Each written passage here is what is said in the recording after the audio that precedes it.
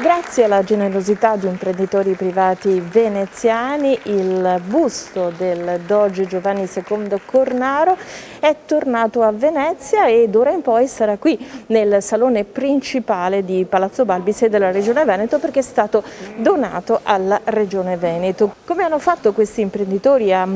recuperare questo busto? Partecipando ad un'asta che inizialmente aveva assegnato l'acquisto di questa opera ad un acquirente francese che poi ha rinunciato, e quindi un imprenditore veneziano si è esposto, l'ha acquistata insieme all'associazione Veneti.net, e quindi un'azione per la salvaguardia delle opere che devono rimanere nel territorio. Ma sentiamo il presidente del Veneto Luca Zaia, che ha anche evidenziato come ci dovrebbero essere delle leggi di tutela del nostro patrimonio artistico-culturale a prescindere dal libero mercato. Da oggi 2 dogi a confronto in questa sala? No, vince sempre lui, cioè lui era Doge della Repubblica Veneta, molto più importante di me, una Repubblica seria, una Repubblica che è stata la prima democrazia, 1100 anni di storia, insomma direi che con onore riceviamo questa donazione e faremo in modo che sia riservato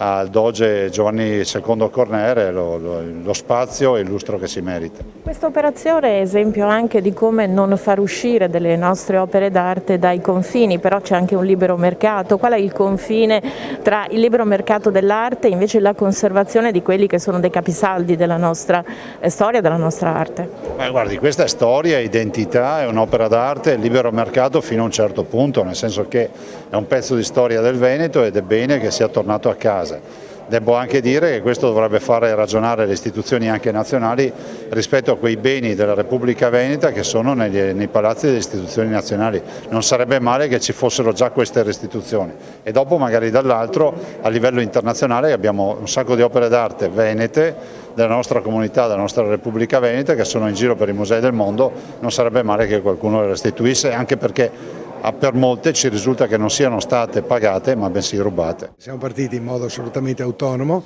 poi ci siamo trovati per strada insieme e per strada volentieri abbiamo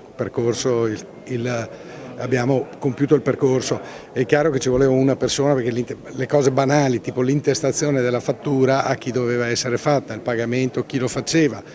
quindi tutte quelle che sono le incombenze di carattere tecnico diciamo me le sono caricate ben volentieri io, ma sono anche molto contento perché, come ho avuto modo di dire, ero partito nell'ipotesi di fare l'operazione da solo e un po' per il discorso economico se volete, un po' per questo e per quello, il fatto di aver trovato per strada dei compagni di